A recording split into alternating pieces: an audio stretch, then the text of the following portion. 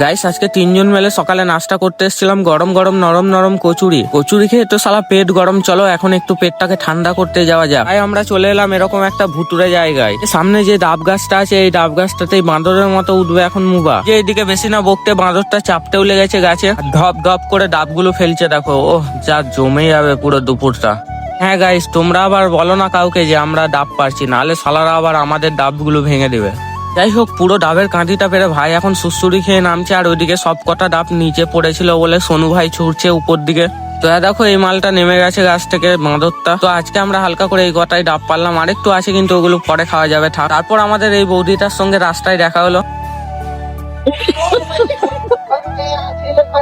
যাই হোক গাই সবাই মিলে বসে গেছি এরকম একটা ফাঁকা জায়গায়, ছাওয়া পাড়া জায়গায়, কারণ এখন যা রোদ পেটটাকে ঠান্ডা করতে হবে। ডাবগুলো হয়তো এখনো ছোট ছোট আছে কিন্তু গাইস জল অনেক ছিল। আমাদের লম্বু ভাইকে দেখো এদিকে চাটাচাটি করছে। গাইস সত্যি কথা বলতে এখন যে এত কিছু করে বেড়াচ্ছি আর কয়েক বছর পর এই জিনিসগুলি স্মৃতি হয়ে থেকে যাবে, তখন ভাববো যে আগে কত কিছুই না করেছি।